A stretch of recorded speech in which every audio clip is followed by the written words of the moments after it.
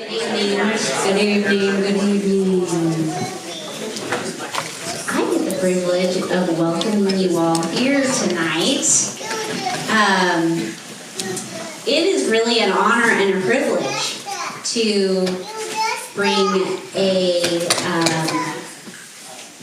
back what we have gleaned from the start of this project. And so, that being said, I want to encourage you to eat some more pizza. And then I'll open up in a word of prayer. So, Father God, we just come before you with a heart of thankfulness and the heart of a giving church that this is to desire to see your word go throughout the nations. And so, I just thank you for the people that you brought here tonight. Lord, may you just bless them, bless their time, bless their going and their coming this evening. And we just thank you and praise you. We give you this night and ask that all that we say and do be glorifying and pleasing in your sight. In Jesus' name, amen. Who's up? I'm not used to giving a presentation. I've never done this before. Good evening. So for those of you who don't know, my wife Rachel and my name is Scott. And so we're here tonight to talk about our Ghana 3 project and the trip that the 4 of us had over to go look at the project and the experiences that we had and what we learned from it and whatnot. So, got a short presentation here. In my terms, it's a very short presentation. This isn't a government meeting here, so this is very short, very brief. But so we have a presentation. We have some things to hand out that we brought home with us. We have a chance to talk about our reflections, how things have changed with us at the end. And then while we have some question and answer time at the end, we also have some ice cream and cookies for y'all. So be sure to eat the pizza though first, because that church leftover pizza doesn't taste as good the second day. So girls group wouldn't care. Oh, okay. Yeah, but they have their weight to watch. So. But yeah, so we'll get started here. So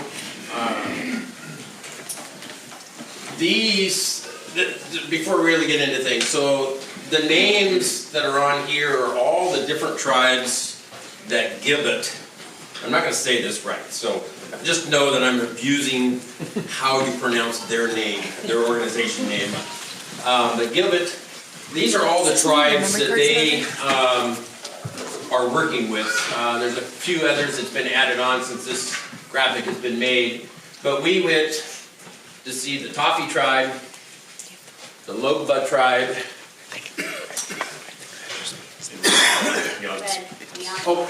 up here, the big red Nioba tribe. Okay. However you say it. That's the 3 tribes that we're working with on this project. So, real quick, project overview. What the church has graciously agreed to fund with Gibbet is, so these 3 tribes already have the New Testament in their native tongue. And what this project is to take 3 books out of the Old Testament, Genesis, Psalms, and Isaiah, if I'm correct. Right there on the screen behind me. And put those into their native tongue as well. That without at least some of the Old Testament, it's hard to understand everything that's in the New Testament. That there's so much referring back. So that's where these 3 books come from. And the 3 tribes that we're working with. So it's 3 books, 3 different tribes, in essence 3 years. So that's why the Ghana 3 name is there. So, and what we'll talk about as we get through our presentation is this project is really much, much more than, in my mind, simple 3-book translations. And we'll get into that more. So, yes, we went over there to observe what's going on and make sure the project's on a good start, but that was really a minor focus. We didn't really want to be that. I work every day for the federal government as an inspector. I wanted that to stay at home. I didn't want to take that over, that mentality. But we went over, we made a very quick look, make sure that things are going good. We got to witness the first tribe we met with, the reading of the first 3 chapters of Genesis, to their tribe. The very first time that Genesis was read in their native tongue to the tribe. We got to witness that while we were there. So that was incredible there. The majority of the purpose of why we went and the success that we had was really in providing encouragement. So with a little bit of studying of the New Testament, you know that Paul wrote several books in the New Testament to the churches of Thessalonians and whatnot. There's several churches, Corinthians and whatnot. He wrote words of encouragement to those churches. So very much of this trip was us, instead of writing to them, we went and visited them to provide that same support, that same encouragement. That was really the goal of our trip. Of the 4 of us that went, this was really the big goal, was how do we go and encourage them, let them know that yes, it's hard work. There's a lot of hurdles that they have to go through and struggles, that they're doing great things, much needed things, and how do we help them stay on track to finish and not get deserted. So we met with the translation teams as well as their staff. And then we got to take a bunch of supplies over, glasses, reading glasses, pens, writing pens, which is a big thing we'll talk again later today about, and then also thumb drives for them to work with. And then while we were there, we talked a lot about what do they need, what else, what other supplies do they need. So that's the scope of the project. That's why we went. Ryan's going to take from here and talk about how we got from here to there and all that kind of good stuff.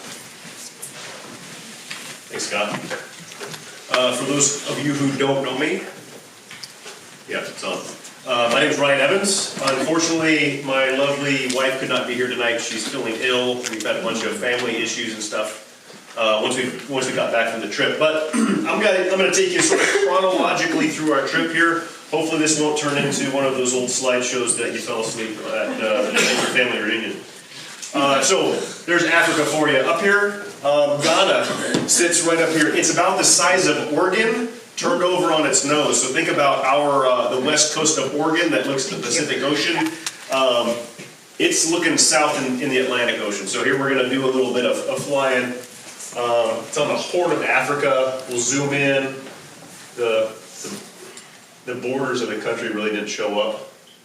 But there's Ghana. Down here is Accra. That's the capital city. It's also where you fly into. So we flew into Accra.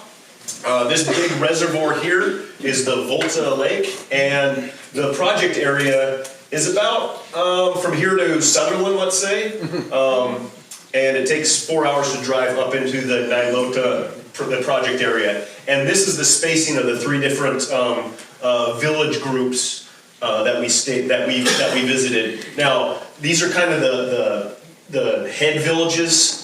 And there's satellite villages, but you basically have the 3 different tribes in those areas. This is real mountainous. It's a lot like Southern Oregon in the size of the mountains and the terrain, that sort of thing. So think about, kind of like being in the city of Rogue River and having mountains come up all around. That's sort of the terrain that we were looking at. We got there in what my boys described as jumbo jets. Good times. And the 2 couples, we ended up traveling a little bit different routes, but we converged in Amsterdam. We actually, it's amazing. You can travel halfway around the world and find people you know. And when we got to Accra, our luggage actually showed up too, which is always a plus. Yeah. The first night we stayed in the Gilbert Guest House. So they have a guest house in the capital city, pretty close to the airport. Real nice facility, a little bit of a cafe, so we were able to eat breakfast. And we hung around for a little bit. And that's where we met our trusty knife-wielding driver for the trip. His name's Joseph. Really top-notch guy. We were very fortunate to have him as our driver. What I would call a fixer. He's the guy, if something goes wrong, you just say, you're in charge, make it, we're just Americans, we can't do anything. And you get it done. Took a morning exchanging money in the city, doing a little bit of sightseeing just out as we were driving around, kind of running some errands. Stopped at the ocean, which Rachel insisted. This is the morning catch that they're sorting out there on the beach. And then we started driving. Ghana and African countries in general are known for their tasteful decorations. This is an underpass. I think it's fantastic. Some pretty cool scenery as well as structure there. Scott and I geeked out on this as we drove across it. There's always some sort of a wreck when you're driving around in these sorts of countries. This was an impressive one. This would not happen in the United States. We were able to drive underneath the cable that spanned the wrecker to the trash truck that had driven off the side of the road. You guys are like just waving us through. America, you've been stopped for 3 hours. As we approached the place where we stayed, imagine Bear Camp Road, if you've driven up Bear Camp Road, but half as wide. And twice as windy, and we came around the corner and there was a lowboy truck coming with a D10 dozer, blades still attached, no lead car, no nothing. We were over in the weeds in order to let him pass, and I'm amazed that we made it past there. That was impressive.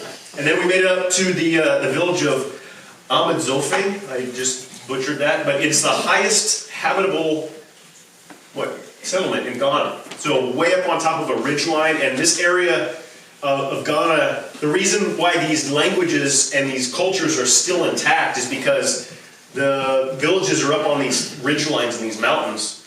And the big competing tribe that wanted to take them over, they looked up there and said, there's no way we're going up there. They can have their village and their language and their culture. We're going to stay down here because these folks would just roll rocks down on you through the jungle. So pretty gnarly terrain. There's actually roads in there now, but back in the day, I can't even imagine getting up to some of these places. Our accommodations were up there at a pretty nice hotel, and this is the view that we got eating breakfast. Some really pretty views, and then sunsets as well. Real pretty. The next morning we got up and we drove down the mountain, down into the villages that kind of surround the area. This is the Tafi village. This is African time, so we got there late, but we were still early. So we played with some kids. We hung around a little bit. We checked out the local transportation. I think there was some tractor envy on Scott's part. And then things kicked off. So this is a tribal procession. This is the tribal chief with his entourage. They had a choir, they had a drum corps. This is them parading down the street, coming into the area where the celebration was happening. And the celebration for this meeting at the Tafi tribe, it was a literacy celebration. So they were celebrating the children who were becoming literate in their heart language, in the tribal language. So there was a lineup of kids, your middle schooler-ish age, and they're reading out of the New Testament in the Tafi language. And then when it was all done, those kids received a certificate and a gift from the various dignitaries that were there, including me. I got to shake a hand and hand some up. This is Michael Searchy. This is the Gilbert staff member who's in charge of the whole translation project. So he's kind of the brains of the operation for this particular translation. So he's really, really good guy. Knew how to interact with all the different people, and he's just kind of herding cats in a way, but the cats are well behaved. This is another Gilbert employee. She's a Russian missionary, and her main focus there in Ghana is literacy. So she was happy as a clam to be here, shaking hands and handing stuff out. She's in charge of making sure that the kiddos are getting the proper training in these languages that are just being written down for the first time. One of the tribal chiefs that was there shaking hands. And then at each of these villages that we visited, we got to witness, as Scott said, the reading of Genesis for the first time in their mother tongue ever to the congregation that's here. So about 30-second little bit here.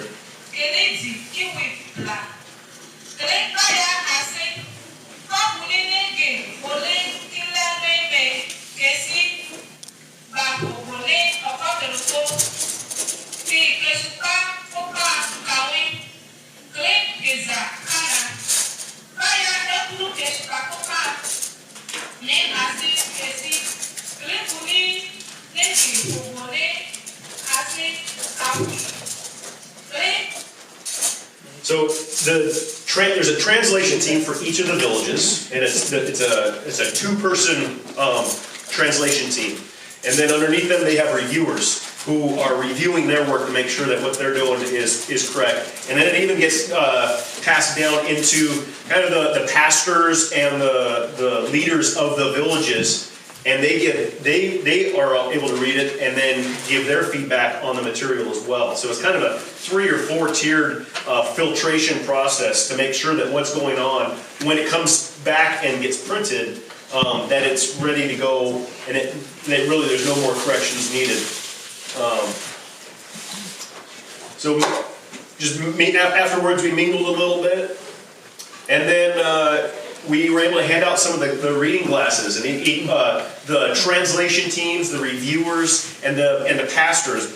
They were mainly the ones who were welcomed by Michael. We basically handed all the glasses off to Michael and said, "You handle this, with the discretion that you feel is best." And so he would welcome people to come and sort through and try on different glasses. I'm guessing we had 150 pairs of glasses. Oh, it was almost an entire bin full of reading glasses when we got over there. So pretty impressive. And everyone who was wanting them walked away with a set of glasses that was better than what they had. Talk a little bit about the food. Airline food, great. For my taste buds, Ghana is just right. A little bit of spice, a little bit of difference in the different plates. Here's some. This makes me salivate. Just the grilled chicken and the rice. Coconuts. Rachel's insistence. We finally got it. This was an interesting meal. This is called fufu. It's they take cassava and plantain, which are they pound it for a really long time until it becomes this really sticky wad. And it's sticky enough to the point where you can't chew it, or else it's like gum. So what you do is you break off a little piece with your fingers, you dip it in soup, you stick it in your mouth, and then you swallow it straight down. I'm not really sure why they do this, but we had to give it a try. It was actually pretty good. That was our Thanksgiving dinner. That was Thanksgiving, so happy Thanksgiving. We ate fufu. And you can see Joseph is very happy about it. He enjoyed it. The meat in that soup was good with that. Yeah, and that was a goat. Yeah. We also had pizza, and this is when we actually were live streaming with you guys when Jared was preaching. We got back to a cross. I don't know why Scott is scowling. I don't know, Jared, you might need to work on your message. And you can't travel abroad without sampling the ice cream, so we definitely did a little bit of that. So day 2, we went to the Logba village, and the area where we had the ceremony was right next to a school. So guess who was excited about that? Of course.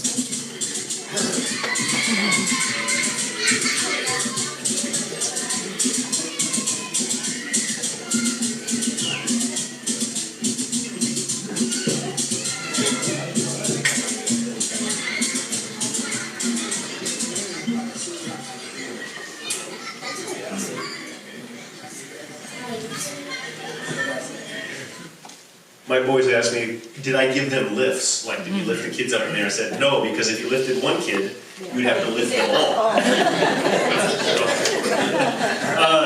again, the ceremony here at the Loba tribe. This is Michael Searchy addressing this fellow right here. He's the dignitary. He's not necessarily a leader of the tribe, but he was given the dignitary position for this particular ceremony.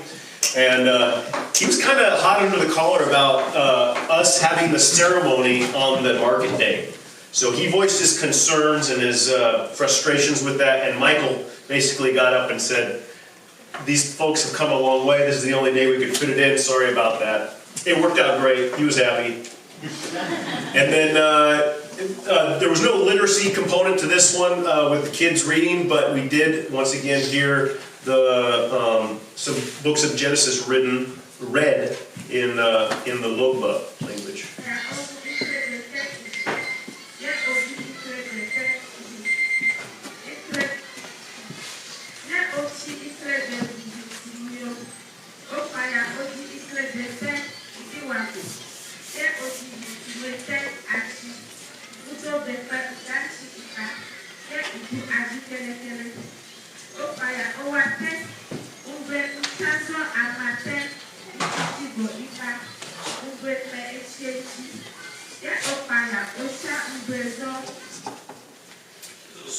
Yeah. One thing that's particular about this particular woman here, reading here, so the glasses at this particular site were handed out beforehand, before the ceremony.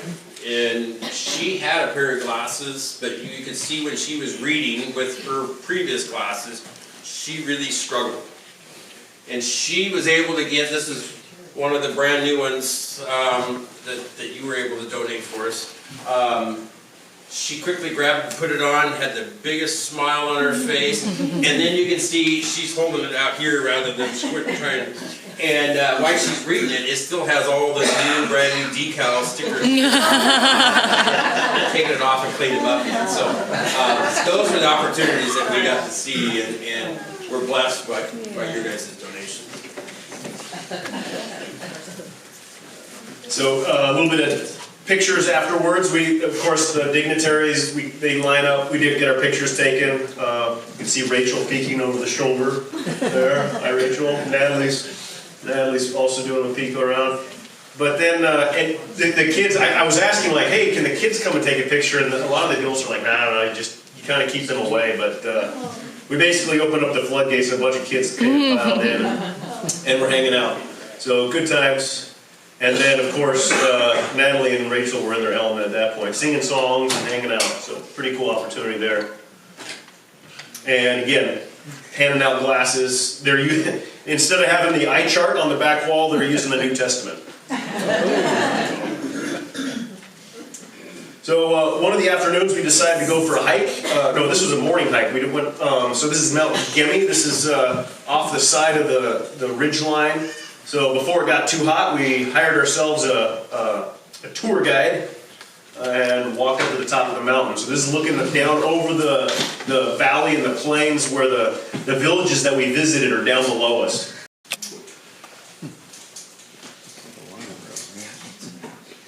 And walking down, in a lot of ways it felt like the Swiss Alps. You're way up on the mountain ridges and looking down at these little villages that are kind of tucked in here and there. Pretty spectacular scenery. So be warned, the music selection was by the driver. We may or may not have been singing along with some of the selections. Just a bit of a taste of the road we're driving on to get into the Nyakbo tribe. Woo!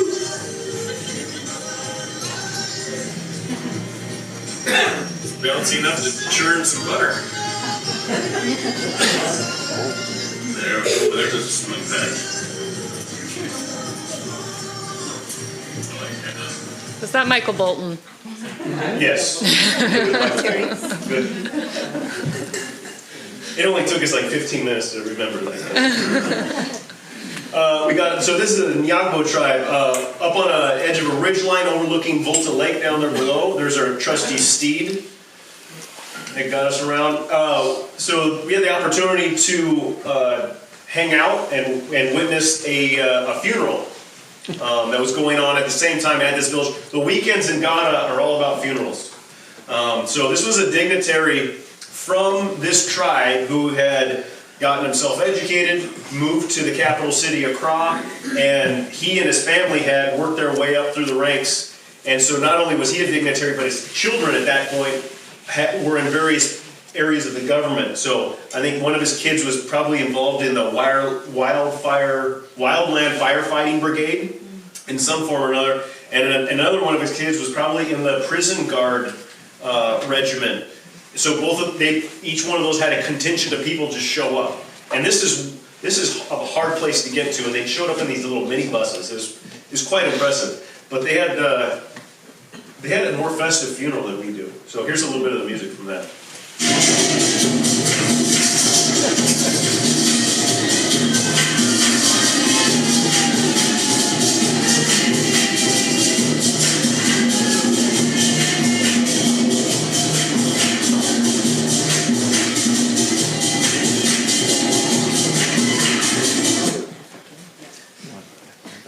So right after that, we got together with the translation and the review team for the Nyagbo tribe in the church that was right next door to that.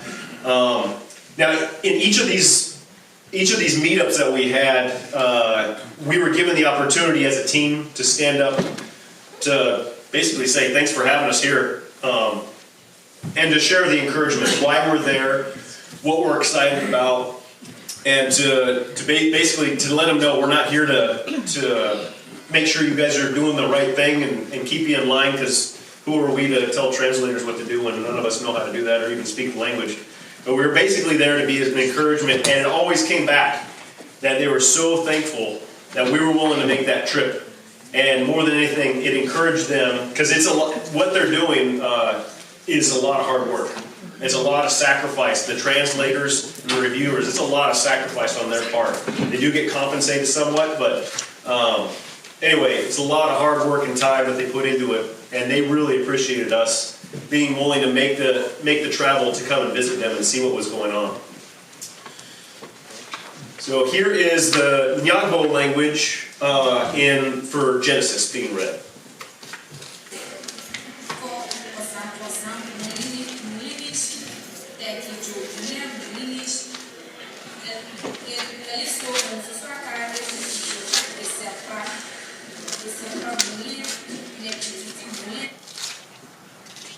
So the fellow with the umbrella there, he's actually a retired translator, but he's still loosely affiliated with the group. He's wearing the shirt that you probably saw Sylvester wearing last weekend. He was part of the team that translated the New Testament. So he was part of that group, and he had kind of passed the torch off to a younger man who was there. So it was good, and he was still on fire for making sure that the Bible was being translated into his language. Giving encouragement and just sharing why we're there and introducing ourselves. And then again, passing out glasses. One of the afternoons we went for a hike near our hotel through a village, and it was they call it a canopy hike. So 259 steps, and we can vouch for that. And they were down steps on the way in. Stair steps. Stair steps, yeah. Steep, uneven, making it down, and then you got to these swinging bridges. Pretty cool. So here's a little movie.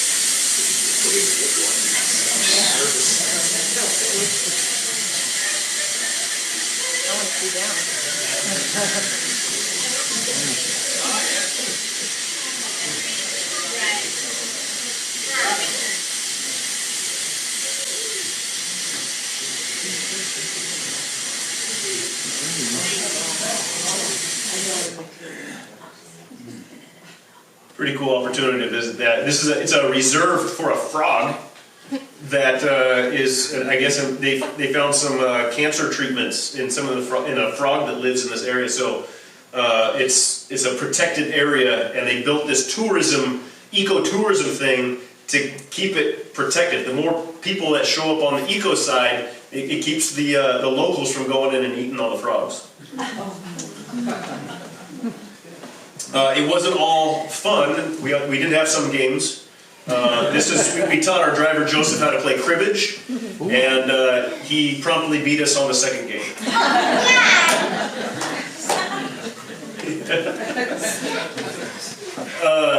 And then the last evening we were there, we had a dinner with the translation team. So the 3 translation teams, they came up to the hotel where we had dinner, and it was a chance to encourage them as a team, kind of face to face rather than in a large group setting. So be able to talk with them, hear about who they are. They introduced each one of themselves, kind of gave them a little bit of background, and then they presented us with these various these gifts, sashes that are here, and we've got some to hand out to Jerome Prairie and things like that. So, and then this is the crew here with the translation teams and Michael Sergi.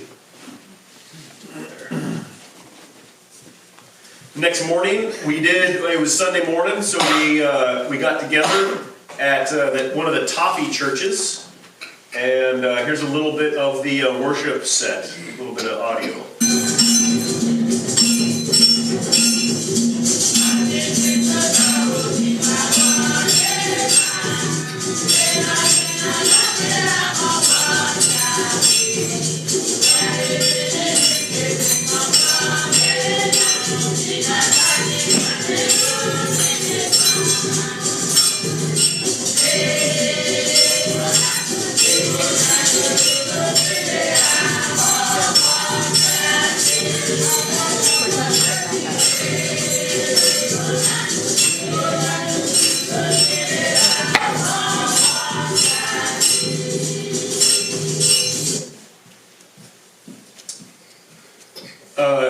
This particular church, the tribal chief from that tribe attended, and he's also one of the translators for this particular language.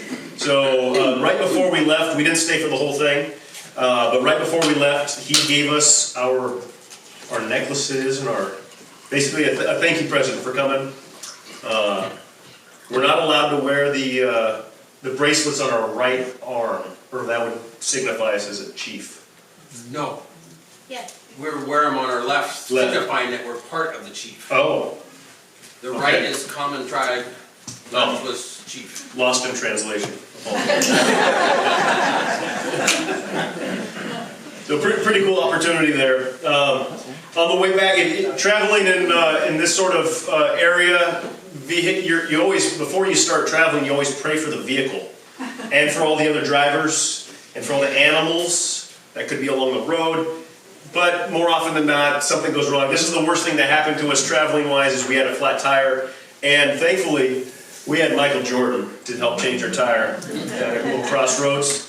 But you have to bring your own jack at the tire stores in Ghana. Here's the Les Schwab. And to get a tire swapped and repaired only costs us like $5. So talk to your local Les Schwab about that. And then, and God's timing is wonderful. Thankfully, we flatted before we drove into the rainstorm, because we went into some pretty serious weather. Little movie. Headed back to Accra. Some white knuckle driving by our trusty driver Joseph. A little bit of wet falling out of the sky right now. Just a bit.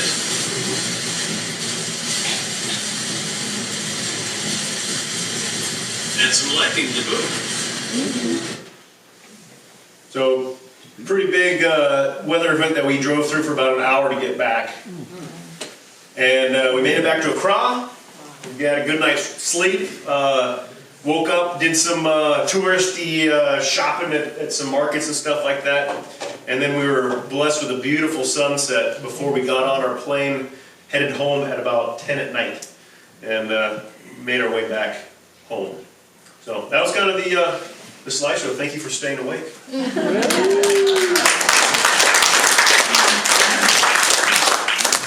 So before we move into the next part of the discussion here tonight, they've sent us home with a number of items of appreciation for the church. And so, we're gonna take that opportunity to hand some of these out here. So, let's, Pastor James and his wife, if you come forward. It's not with us. So. Didn't bring Susie with you tonight. She allowed you out of the house without a leash, is what I understand. In Albany with her. Oh, yes. Thank you, sir. That's, these were presented from Gilbert, the staff at Gilbert. So this is your wife's. Okay.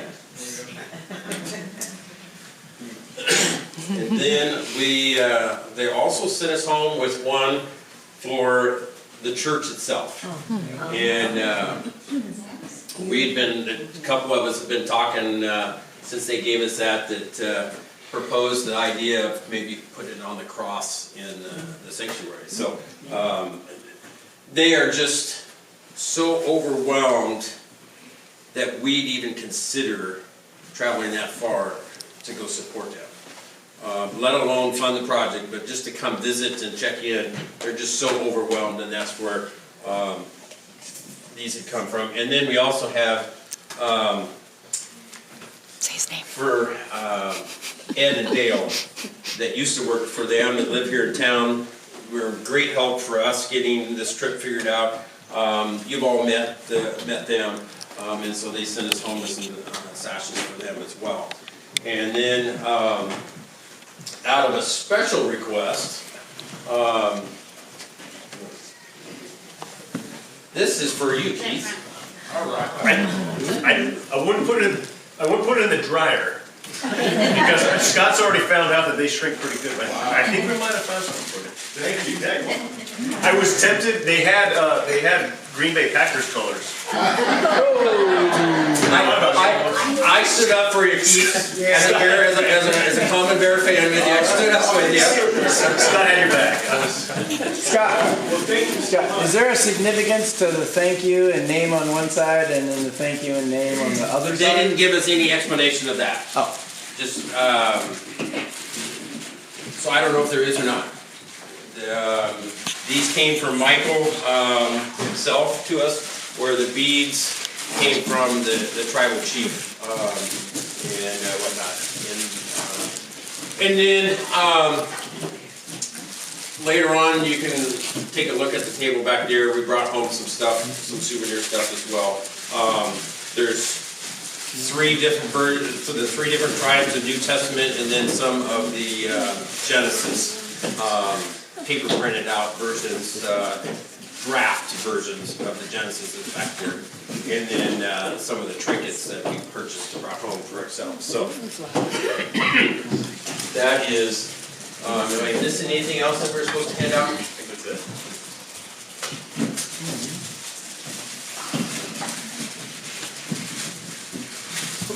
So,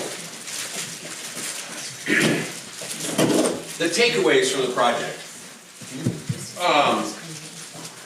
So many times we see missionaries go to an area and maybe not intentionally, but in the process we really impose Western culture and really end up forcing our Western way of doing things upon the locals.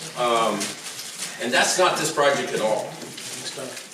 Yeah, we're funding it, we're part of it, but it's the local community members that are doing the translation. Gilbert has brought on, as we saw, a local tribal chief, retired school teachers. My former boss is here tonight with me, so he'll appreciate this. One of the reverends that was translators is a retired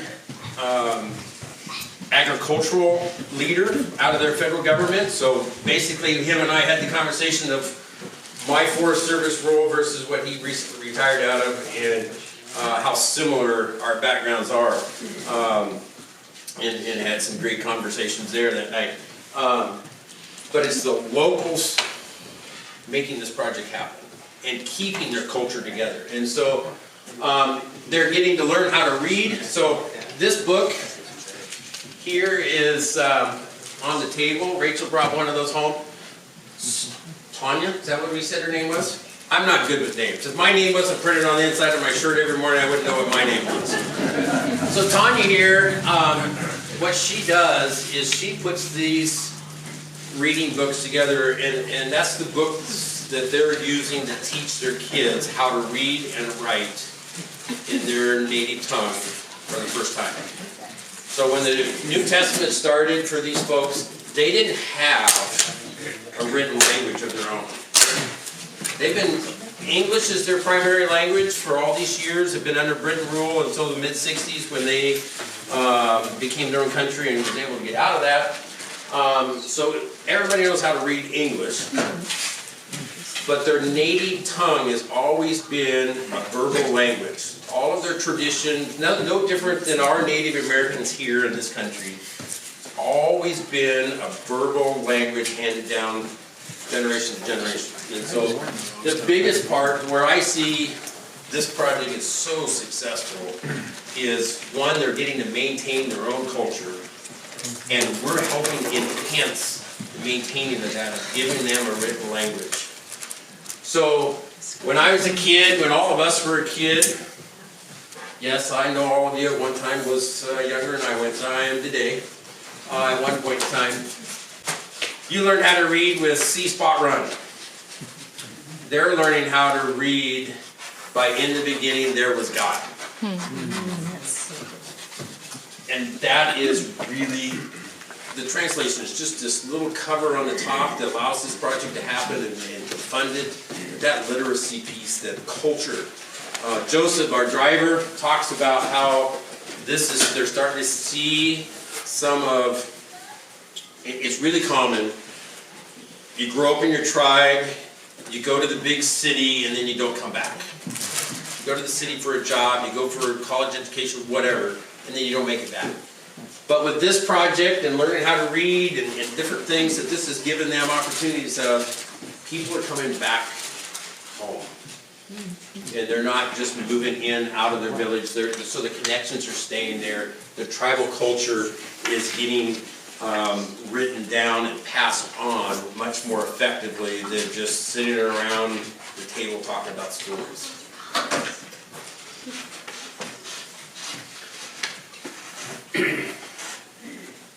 So most of all, you know that we were supposed to go in April. This trip was supposed to be Ryan and I in April, and 16 hours before we were to get on the plane, I'm sitting in my office in Cape Junction. I have State of the Union address for my employees, where everything is, how to make things happen when I'm gone. And then Ryan calls me and says, yep, we've hit a few snags. We're not going. And that was a heartbreak for the two of us. I think my wife had a heartbreak over that because I think she was enjoying me going to be gone.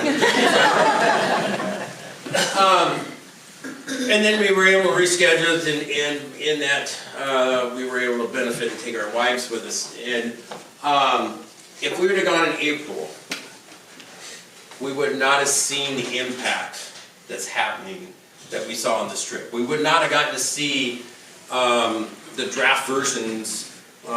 There are approximately 25 chapters in each of the three tribes through Genesis already. Started in April, and there's more or less on chapter 25 right now, in all three languages. We wouldn't have got to see them read Genesis at the tribes. So we would have just been over there, yeah, it's a groundbreaking ceremony, high five. We got to see what this project really entails as a result of the delay. And then in April, because it was a last minute, a lot of coordination, discussion, when you're going to have your celebration, when you're going to start the prep. There was a lot of communication, but no decisions were made until right at the last moment, and then it's a scramble. How do you get from here to there and get the paperwork through their embassy to get approval to go in? I mean, it's just a lot of crunch. Well, now we had a chance to relax and do it right. And that's when you guys were able to bless the trip with the eyeglasses. We took thumb drives over for all the translators. for their computers to be able to do the different things for the translations with that. You know, we carry our computers like this every day. They're lucky, I mean, they're having what I would consider 10, 15-year-old laptops, and that's the technology they're working with. So to have modern day thumb drives that help support their efforts was a big, huge blessing. And then the writing pens. I had no idea.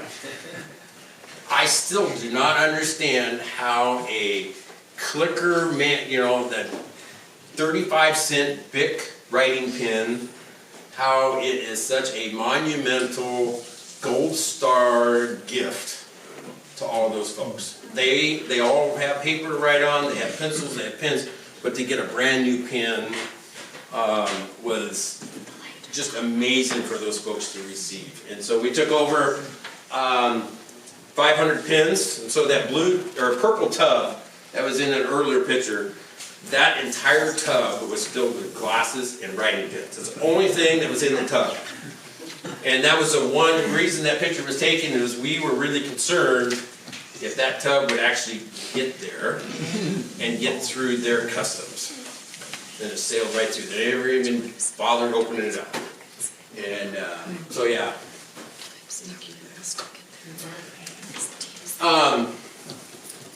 The partnership that we have with Gibbet is absolutely amazing. The staff they have, we didn't see a lot of staff. They're a very large organization. They cover more or less the entire country on all of the projects that they do. We got to spend a lot of time in particular with Michael, which is, as Ryan said, is the director, manager of this translation project. So all of that Volta region, all the stuff that goes on in translation, Michael is the coordinator. Joseph is, he was our driver, and that's most of what he does for the organization is drive. He's the everyday chauffeur, go get things. Unfortunately, we did not get to meet their families. Michael's got a wife and a couple kids, and Joseph's got a school teacher wife that just became a teacher recently, and 3 kids, right? Two. 2 kids. And so we got to learn a lot about them, driving around everywhere. And then for 2 days, Mike is one of their communication directors that produces the bright, glossy, colorful booklets that's on the table back there. That's what Mike does. So he took a lot of the photos and whatnot that we've seen here. And just amazing folks. Very practical, easy to talk to, very professional. Very professional. We met a lot of others along the way that's part of the organization. I wanted to figure out how to import them here to work on my staff here at home, and the great staff that I have. How has the trip impacted the 4 of us that we've come home to now?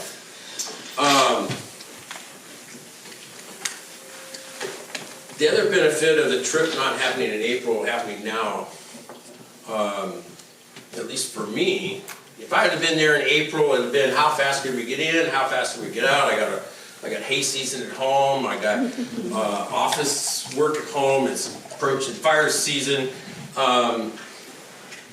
Would have been a very rushed trip for me. Instead, this trip happened in the fall, after almost 900 hours of overtime on firefighting this year, dealing with 4 fatalities on our forest this year. Very challenging year. I got the opportunity to go relax and go reset, go do something different. And thank you for that. I haven't been on a vacation really since 2018, after the other summer I had similar fire issues and whatnot. So it was a great reset for Rachel and I to check out. We didn't have all the same communication or ability to reach out. Had great employees taking care of things at home, had great resources. in the neighborhood, and my parents taking care of things at home. We didn't have to worry about anything. And so that was a great reset for us. The other thing I know for Rachel and I, and we're gonna give her a warning here, you're up next. For us, going in to see a culture, this is a third world country. And you notice everybody's clean, they're happy. Take Oregon here, and put 33.5 million people in Oregon. That's what Ghana has. Very similar footprint, but 33.5 million people. You didn't see the homeless. You didn't see the drunkenness. You didn't see trash.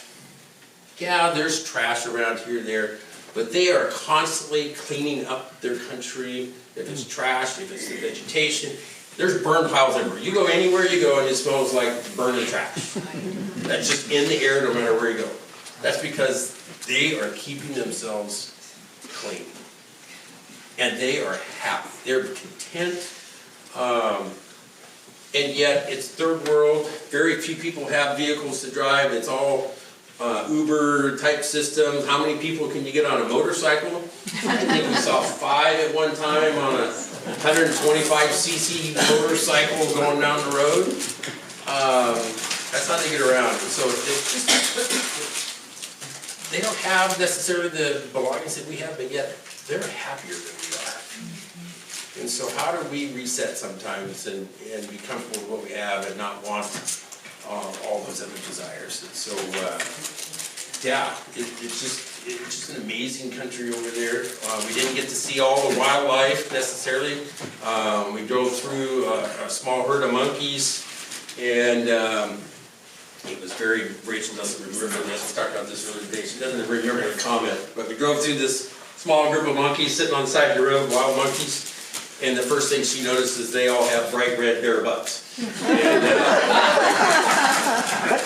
And, there's also a lot of comments all week long why I'm on one corner of the picture and she's on the other, and why we're not together, and all the references that you can draw out of that. So we did have a lot of fun, and came home last. So, Rachel, what did I put you on the spot? I just wanted to comment on how this trip impacted me through Scott. On the first Sunday morning here that they were gone, Scott and the rest of the team are having breakfast at the guest house. Dinner, I'm sorry. At the guest house in the prom. And they are in the worship service with us. And I get a text from Scott. I didn't know he had such a way with words. I'll read it to you. Hey, comb your hair.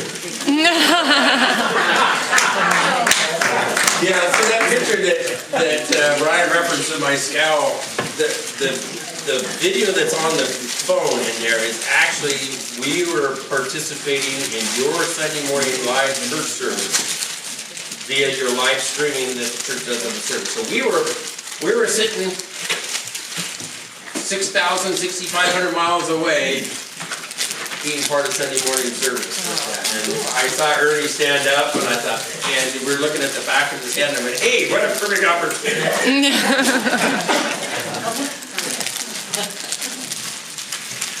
I'm told that we need to take just a quick little time out to enjoy some ice cream. So grab your ice cream and, yeah, we'll reconvene here in just 5 minutes. 2 seconds. To prepare her thoughts. Well, that's really kind of true because I think these guys covered a lot of what I was going to say. I think the biggest thing, one thing, actually, I noticed that you didn't talk about, and this is really huge to me. each tribe we went to took an offering for the project. So they are a part of the project too. And that was really impactful to me because they're supporting their own literacy programs. And as an educator, I teach children how to read. And for me, when I realized that they were taking their language and putting it into written form and teaching young children how to read. They didn't put a picture up there. Ryan had his picture up there. Handing out, each of us got to hand out a certificate of literacy to a child at that first tribe. And I was so honored and so blown away by that. It just really stuck to me. But of course, you saw pictures. I'm gonna find children. That's just where I'm gonna go. The second tribe we went to, they were along in the distance, those kids, and I locked eyes with one of them. And you don't do this, because that means come here. Or is it this? I can't remember. This. Yeah, so it was this and high five, but walking over, no, I think it was the second day. Natalie and I would teach the kids. Most of them knew a song. And so we would either sing This Is the Day, and you should see their eyes light up. And so we would sing, and some of them would join in, and then we'd say, now it's your turn, you teach us a song. And have all of those kids, I would say there was probably a good 50 or more. There was 200 kids wrapped around us. We could barely go when it was time to leave. And that part was, the next time we go, I'm taking kids' supplies. Markers, pens, crayons, all those things, because I wished I had that with me. And as you guys were talking, I want to share this. This was kind of a new, call it the Holy Spirit, I guess. We'll call it the Holy Spirit, because what's amazing to me is these little ones are learning how to read, and we know that they're learning how to read from the Bible for the first time, right? Mm-hmm. And how many young girls are learning how to read from the Bible, and how that's going to change the trajectory of their education? Jesus came to liberate women. I get that throughout the Bible when Jesus shows up on the scene, and he's there, and the woman that was found in adultery, and he looks around and says, "Woman, where are all of your accusers?" And he who is without sin cast the first stone. And that woman that day left changed. She went back to her culture, and she started talking about Jesus. And we learn about her more. If it's the same, you can. Is it, Pastor James? It's not. We don't know. It doesn't matter. But that is a huge thing for me, is that little, even children, but women, little young girls are going to grow up knowing who their identity comes from. Because that's the statement in the Bible, in the beginning, God created. That puts us there. That puts us, our identity is in Christ, because Jesus was fully man and he was fully God. And they're going to have that personal relationship and their culture. And it was just a huge blessing. I think the takeaway for me is I got to experience my husband in a different light.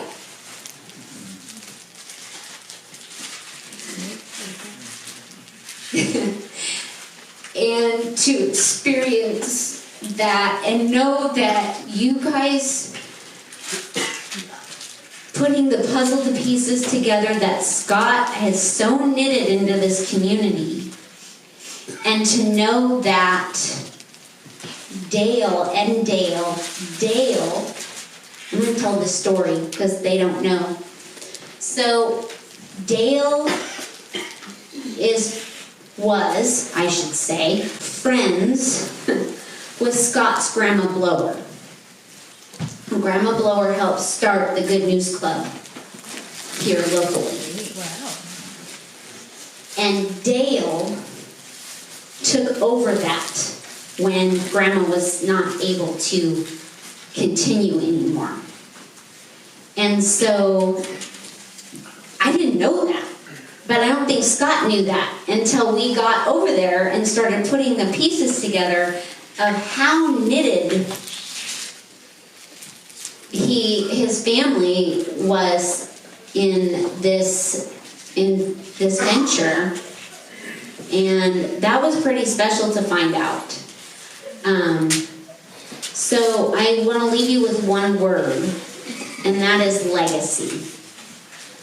You guys who are helping fund this project, and I said this at church on Sunday, but it's still on my heart, you are funding a project that will be here long after you are gone and in the presence of the Lord. Children that are not even born yet are going to experience the fruit of your labor. And that's huge, because minimalists now, not minimalists, the current generation, Gen Z, all of them, the millennials, that's the word I was looking for, they want something to be a part of that's bigger than themselves. And you guys are creating that for them and are modeling that for that generation. And so that's what I'm going to end with. Hopefully that's enough. Ryan. All right, my takeaways. Life's been a little bit hectic since our return, so I really haven't been able to debrief with Natalie regarding how she's processing our trip. But personally, I have two takeaways. The first one is witnessing history, and I mentioned this at church last Sunday. I've been in a lot of missions trips, and I've gone to a lot of places. This is the one that really sticks out in my mind is that this is the first time I've actually seen history I've been a part of history. Watching, the Bible, I'm not a Bible scholar, when all the tribes, and when the Bible is available to all tribes and tongues and stuff like that, we were standing there seeing it happen. We're watching 3 different tribes receive the Bible in their native tongue. I mean, it's part of the Bible being fulfilled, which is kind of goosebumpy a little bit. It was pretty remarkable, being that kind of light bulb going off in my head, going, wow, I'm actually witnessing this historical moment. And the other one is that in talking with the tribal leaders, it came through the translation and talking and hearing and overhearing things that what we're doing is we're creating we're firming up the foundation of these villages and these culture groups, in that without a written language, without the Bible shoring up their culture and having it in their native tongue, it's erosion. It's cultural erosion, as we are dealing with here in the United States. This country was founded on biblical principles, and it's slowly eroding away. And one thing that I mentioned to the translators during our translation dinner is that I almost wish the United States didn't have a Bible in our native tongue, and that it can produce a revival within their communities to shore up their cultural identity and firm up their foundations of their tribes for the future going forward. And man, it sure would be nice to have kind of a reset button on the United States right now and have that as well. So that was kind of another light bulb moment that went off, and that was one of the pieces of encouragement I had for the translators is don't grow weary in the hard work that you're doing, because we realize that it's hard, and we don't even realize how hard it is on them and the work that they're putting into it. But like Rachel was saying, the long-lasting impact of not only having the Bible, but being able to shore up their communities and having children learning how to read and their primer being the Bible. That's pretty remarkable. So those are kind of my takeaways. As a representative of the Global Ministries team here at Jerome Prairie, I want to thank you all. I want to thank the church and the community for allowing this project to happen. It was one of those things, kind of we're going over there to see, what is really going on. And I'm behind it. I think it's a worthwhile project. I think it's money well spent. We couldn't do it for less. It being an indigenous project, we don't have to send Westerners over there to learn the language. It's getting done in a very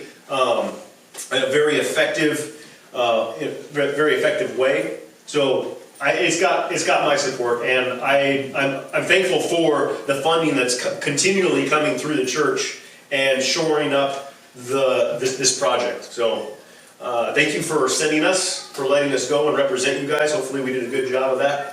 And I also wanted to encourage any of you guys, any of your relatives, we want to get people involved with missions. That's how I plug into church, is missions.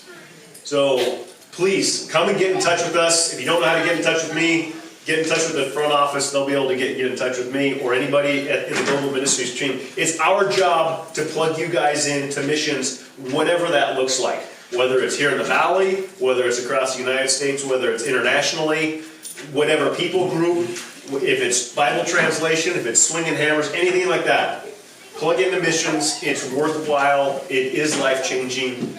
And we're able to do that because this church has supported missions for so long.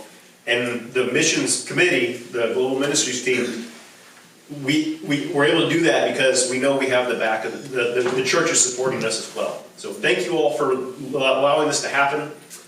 And you guys ready for questions, hopefully? I'm ready. Questions? I've got one. Yeah. In these various villages, how many would you have any idea, like what the percentage of Christians in these villages are? I couldn't tell you. That being said, each one of these people groups, let's say the Toffee people group, there was kind of one central village, and then they said that each one of them had about 5 to 7 different little satellite villages. And we drove through at least a couple of them in the Toffee language, and each village we went through, there was probably 4 different churches, and there were at least 4, and they were all different denominations of Christianity, some flavor or another. So Christianity is very popular in Ghana as a whole. So the mountaintop village that we went to, there was a white church.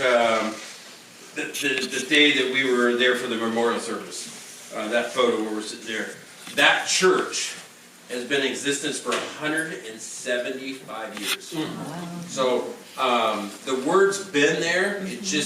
It's that Western culture, that English persuasion stuff side of things. It's been there. So as we drove through the communities, you saw many different church buildings.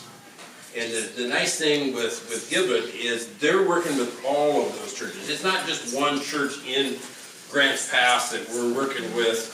No, this is an organization that's got all of them encompassed in that they're trying to work with and support and provide the Bible to. And so how many people's in each one of those communities? You're driving down the road and all of a sudden you see a 3-foot wide trail cut through the brush. and then you go back around, you get a little bit of elevation, you see there's a whole big giant village back in there. So there's no easy way for us to drive through and say, yeah, there's a couple thousand here, a couple thousand there, because they're tucked in just so tight everywhere. That being said, each one of the translation teams that we met with, whether it was the ceremonies or what have you, there were multiple pastors who were in attendance of those different ceremonies and the translation teams and stuff like that. So within the community, it's well representative of all the different Christian denominations that are there. Did you spend 1 or 2 days at each village? One day at each village. It was a pretty whirlwind trip. I mean, we didn't have a whole lot of leeway. If something went wrong travel-wise, we were going to miss out on something. The one village that we double dipped in really was, we went to a ceremony, the ceremony number 1, with the literacy where the kids were getting stuff, and then we went to church in one of the satellite villages that was just down the road from them. Did you have a favorite tribe? No, I couldn't say one versus another. They were, I mean, this first ceremony we went to, it was only 5 kilometers away from a different tribe, and they're along a 2-lane road. I mean, it was closer between Grants Pass and Rogue River are farther apart than these 2 tribes, but it was a different people group. But there was cross-pollination going. We had a teacher from one tribe. She taught in a different She village. was in the choir day 1, Yeah. and there was a teacher at day 2 site. Yeah, so it's not like here's a wall between us. There's mingling and stuff like that, but there is cultural identity, especially due to the language that they're learning as kids from their kind of passed down. So if I had a favorite tribe, or if I favored one over the other, the one on the mountaintop with the memorial service day, because of his past employment, we're still emailing back and forth. We developed that connection that day enough that we're still, the 2 of us are still emailing back and forth different things every few days. And so, only because we had a connection would I have one over the other. Each tribe was so unique from the other. You couldn't really compare them. Was that the tribe with the tractor? No, it was not. Just So that tractor, the unique thing about that tractor is that's one model size larger than the tractor I have that was my grandfather's, made the same plant. So in the UK where that tractor's put together, my tractor was put together. If it came to the States, it had a Ford name put on it. If it went somewhere else in the world, it said farm track on it. So everything was exactly the same on my tractor here at home as that one, and so as soon as we pulled up, it was instantaneous. We got to go across the street.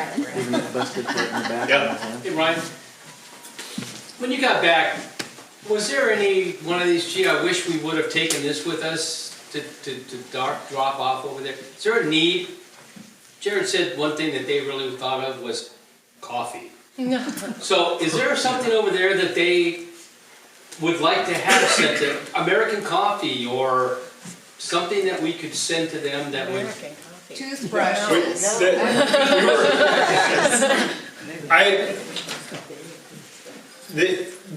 Any of your third world countries, we're so blessed, we don't even realize how good we've got it. And just the day-to-day things, you open up a drawer, it's full of junk. Well, that junk to us is treasure to them. So yeah, we did get a wish list from Gilbert. We've helped them in the past. The truck that Michael drives around, it's a very capable 4-wheel drive truck. Before, I think he was getting everywhere on a motorcycle. He made sure to thank us several times for that truck. I think we helped finance, make sure that he was driving around with that truck. Without that truck, he'd be driving around with stacks of paper in a backpack, getting rained on, getting mud splashed all over him, stuff like that. We've blessed their communications department in the past with a high dollar lens for their camera, and they make use of those things. Mike, the camera, I call him Camera Mike. He hung out with us for a couple days. He mentioned, he said, thank you guys for that camera lens. I believe it was more of a portrait taking lens. And he mentioned, hey, if, it's not high priority, but if there's any room for more of a telephoto lens, they could use one of those. So they let us know that there are needs within the organization. I couldn't tell you for particular, like, everyone needs a toothbrush, or everyone, we didn't interact on a granular level that much with everyone, because it was a whirlwind trip. I wish we could have spent more time just to get to know people a little bit better. Well, Scott mentioned that their computers were ancient. Is that another need that the translators have? They didn't express that. They're very happy, very With satisfied with what they have. Okay. What do we give them? My hesitation would be, it's like the thumb drives. There was a discussion before we left. Okay, they asked for a 5 gigabyte thumb drive. What? To us, that's 100 pictures. Yeah. We exceeded that capacity years and years ago, but yet that's what they need. So one caution is when we give them things, make sure it's in their context. We're talking about, a terabyte or a million pictures would fit on one thumb drive. That's just overwhelming to them. And so how do we scale that correctly? Yeah. So Rachel picked up on, the school needs, those school kids stuff is probably what her and I picked up on is probably a need, a desire. Giving admissions is a very sticky subject, because sometimes giving and helping can hurt. You don't see the repercussions of it, but Haiti, if you want to do some history, look at the country of Haiti. It's a perfect example of when helping hurts. But anyway, yeah. I'm a little confused about the old computers, because part of the startup costs for the first year was going to be in setting up new equipment and things, according to Ed. So they bought new computers, but they're not buying top of the line MacBooks either. Okay. They're buying much lower, more elementary style computers, because that's what they know how to use and whatnot. So And the other thing, like, But they did have. Yes, Yeah. yes. like on the thumb drives, you have to consider, they're not dealing with media. They're not doing movies, they're not doing pictures, they're doing text. Yeah. Text is really not very memory intensive, so they don't need a whole lot in the way, the translation. But they did have new computers. Oh, yes, that's, what yeah. Ed said, all that first year cost was to set it up and get the equipment, so. So I'm gonna put a challenge out to you guys. As we get older, we don't need anything. Our kids ask us, what do you want for Christmas? What do you want for your birthday? What do you want? We don't need anything. Last year, Scott and Rachel gave money for this. And so I'm gonna challenge you guys to have your loved ones do the same thing. Because you can see what it did. Thank you. Yeah. So, over half the population of the entire continent of Africa observes Islamic law, and they're under Islamic rule. Is there any chance that providing these tribes a Bible in their own language could potentially make them a target to their Islamic neighbors? Has there been any mention from them or of concern that they may be targeted? Or Yeah, I kind of put those feelers out in talking with them. Ghana itself, as far as African countries go, it's a pretty stable country. They've got their stuff together politically. They are bordered, I think Burkina Faso is north of them, and it's sort of a buffer between the Muslim countries up in the desert region of Africa. So Burkina Faso is kind of the bumper, the filter. So Ghana's not taking say direct hits of a lot of infiltration that way. But that being said, the northern area of Ghana, in talking with some of the guys, there's more Muslim influence there.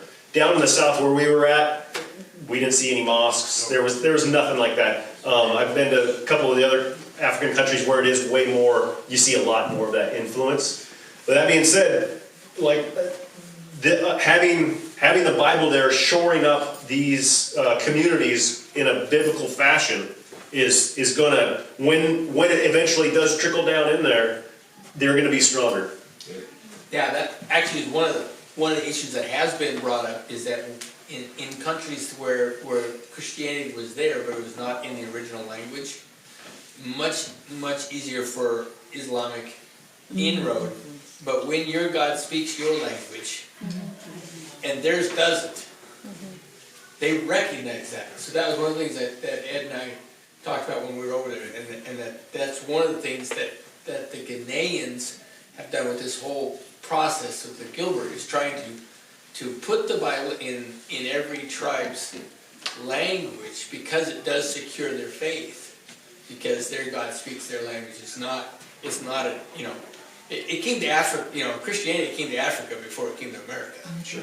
And so, but being able to see that, you know, the other thing is, it's kind of crazy, is how long it still takes sometimes to get the translation. So I'm excited to have this team there. But yeah, no, the Bible translation projects we're doing will automatically equip your pastors for teaching the word. It's equip your kids for being able to read in their own language, and the influence is awesome. So I mean, that's one of the things Ed can go into quite a bit more than I can. But what it does foundationally for the nation has been pretty amazing.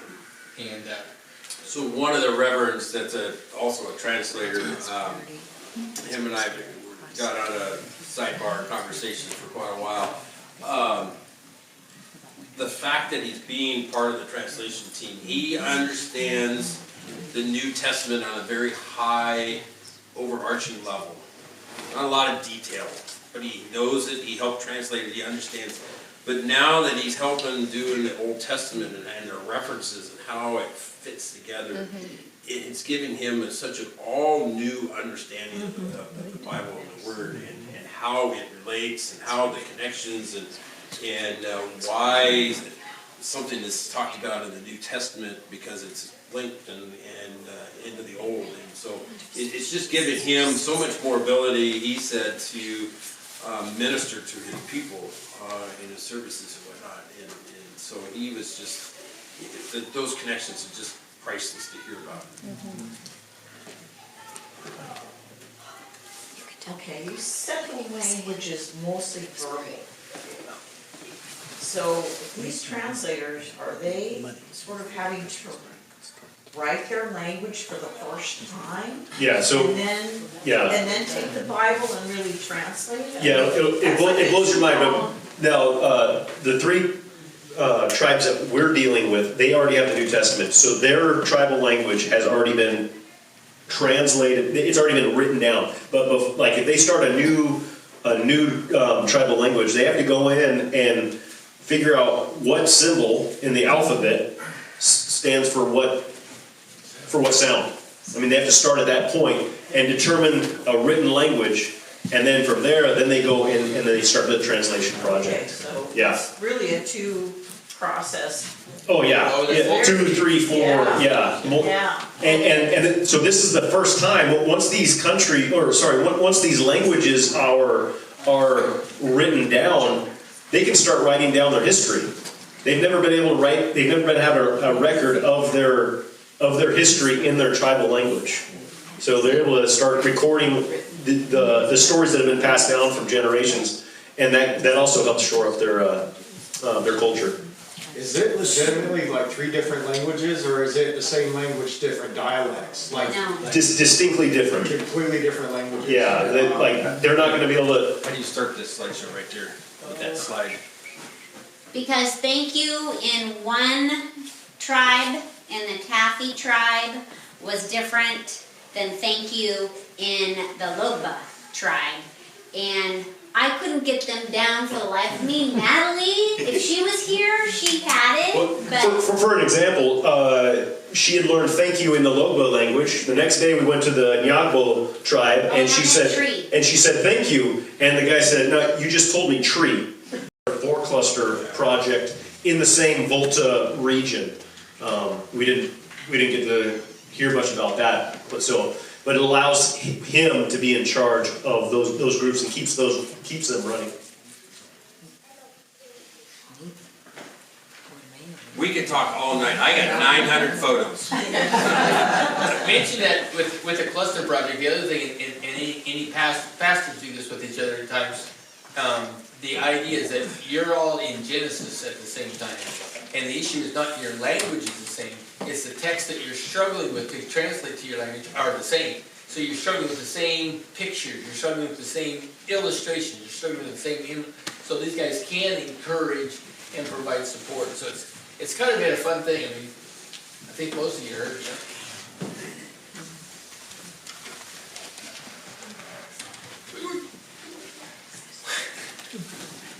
We just want to reach one.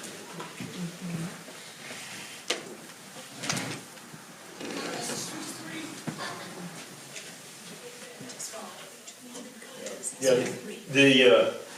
it comes down to as an engineer, I'm all about efficiency. So hearing that you can actually do, verbally and translation and stuff like that and Ed was kind of a key piece of the puzzle in figuring out hey, it takes 7 years to translate one language in New Testament. What if we do three languages at the same time? Can we run those at the same time? And so you're tripling your output with these cluster projects. So, and in talking with Michael, there's other African countries are now coming in and asking Gilbert, hey, how are you doing this? And how can we replicate what you're doing? So Ghana and Gilbert are kind of a light on a hill for some of these other African countries who are wanting to do the same sort of thing. Pretty exciting. Yeah, I'm just curious, are they working on the 3 different translations, sort of like the same team is working on the 3 different translations together? Or are we have 3 different teams doing the translating? They're separate. So one village has an office where the 2 guys go in and they're just knocking it out. And then there's another 2 that are in another village, another 2. And then every quarter or so, they bring those 3 teams together a couple hours away and kind of have a think tank and sort of hash through what they're having troubles with and that sort of thing. So it's 3 individual projects that are working tag team together very, very well together. So I'm excited to go back. It was great. Like I said, I think God likes parties, and instead of doing one party, had we gone to April, we got to go to basically 3 parties and a funeral. And a pretty throwdown worship service, Sunday worship service in one trip. So I imagine they said come on back. They were more than happy to have us back. I asked them about kind of like team size, what can you take on, that sort of thing. So if there's interest in going back and maybe it's a year from now, maybe it's 2 years from now when they finish up and they're ready to hand over the printed version,